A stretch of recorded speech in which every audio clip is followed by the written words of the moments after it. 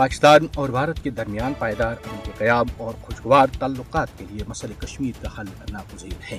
مسئلہ کشمیر کا حتمی فیصلہ کشمیری عوام اقوام متحدہ کی زیر نگرانی آزادانہ رائے شماری کے ذریعے کریں گے۔ اقوام متحدہ سلامتی کونسل مسئلہ کشمیر پر اپنی منظور شدہ قراردادوں پر عمل درآمد یقینی بنائے۔ یہ بھارت ہی ہے جو گزشتہ 7 دہائیوں سے تنازع کشمیر کے پرامن حل کا راستہ روک رہا ہے۔ حال طلب مسئلہ کشمیر جنوب ایشیائی خطے میں ضرورت سے زیادہ فوجی استعمال اور نیوکلیئر فلیش پوائنٹ کا باعث بنا ہوا ہے۔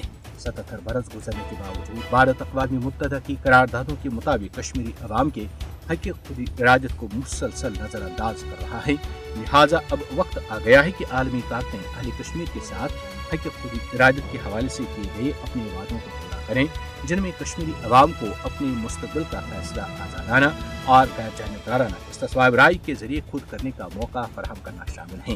وعدے بھارت کے پہلے وزیر اعظم جواہر لال نہرو نے اقوام متحدہ میں دنیا کو گواہ ٹھہرا کر کشمیری عوام کے ساتھ کیے ہیں۔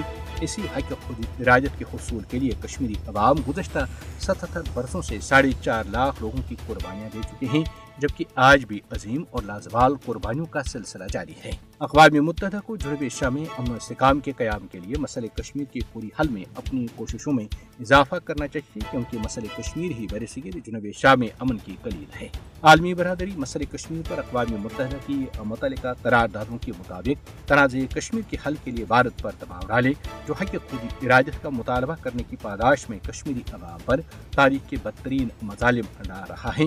لیکن اہل کشمیر بھارتی بربریت اور ریاستی دہشت گردی کو خاطر میں لائے بغیر اپنی پرامن مگر عظیم اور لازوال جدوجہد جاری رکھے ہوئے ہیں۔ وقت آ گیا ہے کہ مودی اور اس کے حواریوں کو مقبوضہ جموں و کشمیر میں کشمیری عوام کے خلاف ان کے جنگی جرائم پر انصاف کے کٹہرے میں کھڑا کیا جائے۔